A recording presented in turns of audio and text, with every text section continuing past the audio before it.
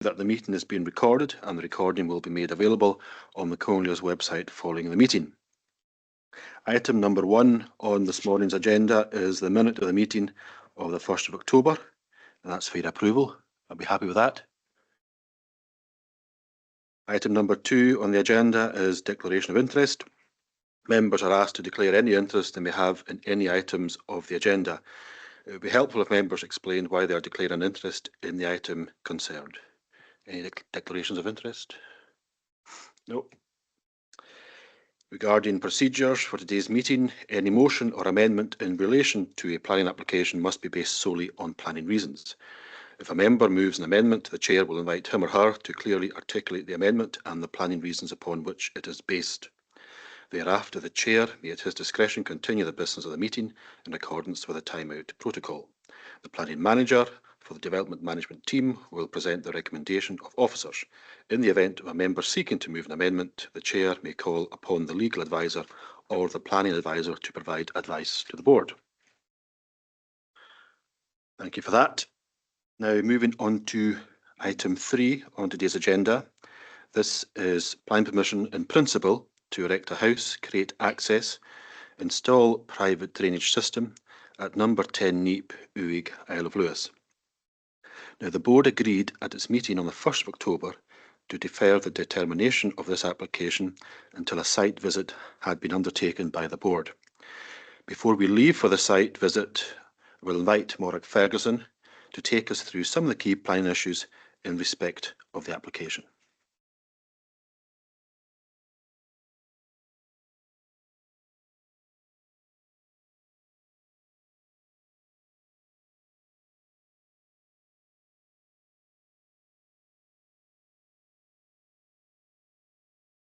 Take members through a very brief summary of the presentation.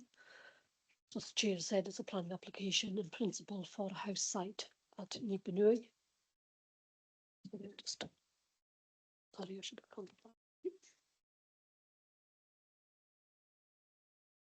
that. Just a quick reminder, it's the site on the Baltus Peninsula, Uig, within the township of Neep. The site is located in the northern corner of the croft, which is bounded red in the plan there, and it overlooks Thrynaberry Beach. So the application is made in principle, and therefore it's supported by fairly minimal information. Further information would be required, but it's not been requested or indeed provided on account of the recommendation for refusal, which is based principally on the location of the site.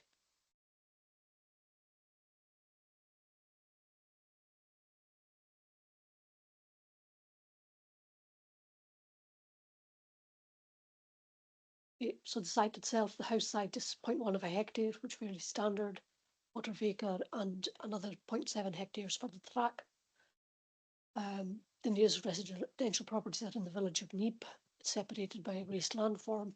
It's about 1/2 kilometre over the rise. The actual site itself, it's uneven with a raised sloping site for the house, and ground covers entirely mahar grassland, and there's waterlogged marshy areas around the perimeter to the rear, and some rocky moorland to the southwest. So the access to the site is coming in from the township road that bypasses the coast. It's just north of the access that goes into the land between the road and the coast, which has permission for use as a seasonal campsite. The croft is outlined in blue there, the site in red. And this is just an indicative site plan showing again in more detail the route of the proposed access coming up from the road. It kind of rises up the slope, and then an indicative location for the house and the drainage. So these are just a quick couple of aerial views of the site, bounded in red, the location of the site. And again, just showing the immediate context. You can see the caravan site entrance just in the sort of bottom quadrant there, and the access to the site is just to the north of that. You can see the caravan facilities block caravan site facilities block just in the bottom corner there. Okay, so the location of the issues, it's located southeast of the settlement of Neep, opposite the beach. The land on which it's sited is designated a special area of conservation for Machar grassland. In terms of the Outer Hebrides Development Plan spatial strategy, the site is classed as being out with settlement, and the surrounding ground is largely grazing. And there are some parcels of croftland fenced off, Machar common grazing between the road and the beach, as I said, used for a campsite. So the key issue here is how the proposal refers to the council's development strategy. So as said, it is classed as being out with the settlement, and I'll just let members read through here. This is the context in the development plan that sets out what is an out with settlement area.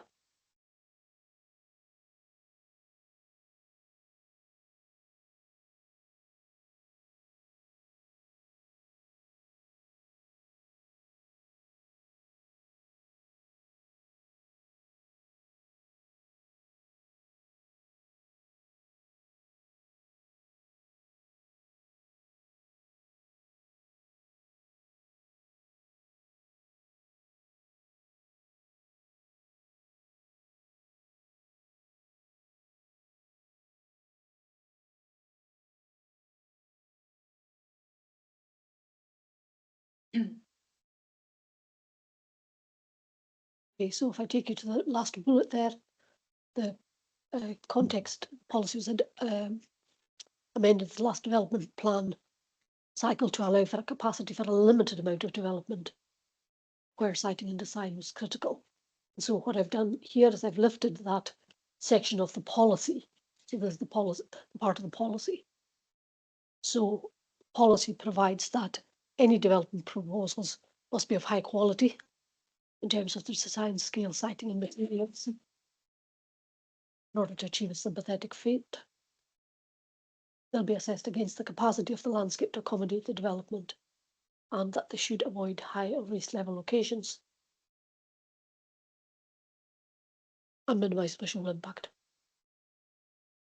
So just quick summary of as I said, the application sites within the Trinidad Special Area of Conservation. It's only Machar and Lewis that's designated, and the site is indicated by the purple arrow. It's in the kind of top corner of the croft, in the northern corner of the croft. There's a loch that kind of runs southwards from it. So just in terms of the planning history, we had an application for planning permission in principle for a near identical proposal, which was presented to the planning board in May of last year, and per recommendation, the application was refused.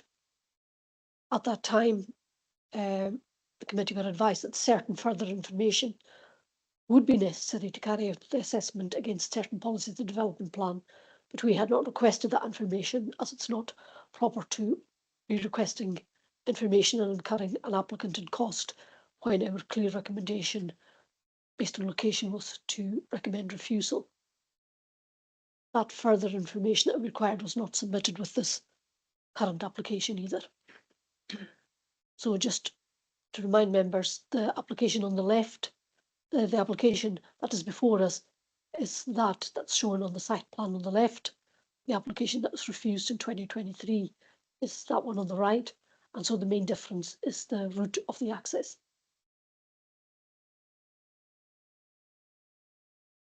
So in terms of the key planning issues, the planning board have refused a near identical proposal. We don't believe there to be a material change, and that planning history is therefore a material consideration that carries significant weight in the determination of the current application. We set out the core of spatial strategy. Spatial strategy is to guide the location for development, basically where development should and should not be located, and the principles behind it. As I've said, it's out with settlement, and while the policy does allow capacity for a limited development, any housing is required to meet particularly stringent tests. It's The site is on a Mahar SAC. Seasonal campsite is by the beach. It is the case that tourism facilities can be accommodated in it with settlement areas. It's remote from the existing NEEP residential housing. There would be harm to landscape character, and there is the potential that if this is approved, that it does set a precedent for further development in the area. So just in terms of procedural matters, the application, as I said, is for planning permission in principle, and the information that we've not requested but has arisen from the consultation process with statutory and other consultees, there would be a requirement for a predetermination archaeological evaluation, an order absence presence survey, and there would need to be a topographic survey to confirm the levels for flood risk, because we have a holding objection by SEPA. And further, it's arguable that to satisfy the key development strategy policy for outward settlement development, that you could only really test an application with detailed information on the design, scale, siting and materials, and how any development would fit and be accommodated by the capacity of the landscape. So that concludes the presentation, Chair. Thank you for that, Morag. So, members of the board, we will now leave the chamber and travel to the site. I would like to remind members that the site visit is a formal part of this meeting. During the site inspection, there should be no discussion about the merits of the case with the applicant or any other party present, as this may prejudice the proper consideration of the application. So I now hereby adjourn the meeting, and we shall reconvene here in the chamber at 2 p.m. this afternoon.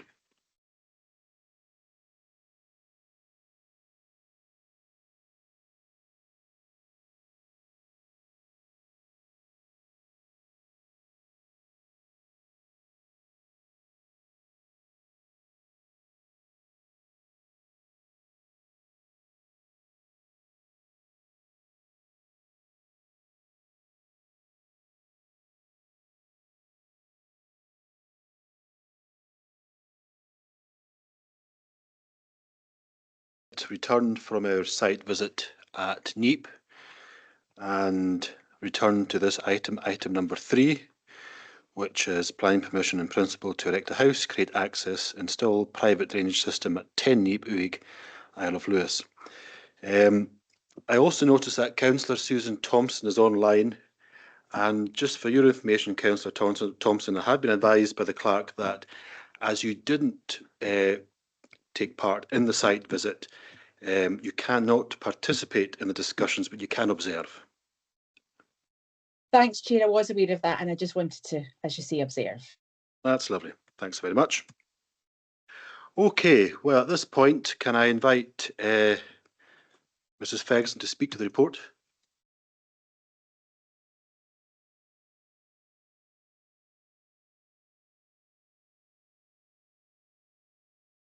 Thank you, Chair. Planning application relates to planning permission in principle to erect a house and create vehicular access and install a private drainage system on a site at 10 NEEP.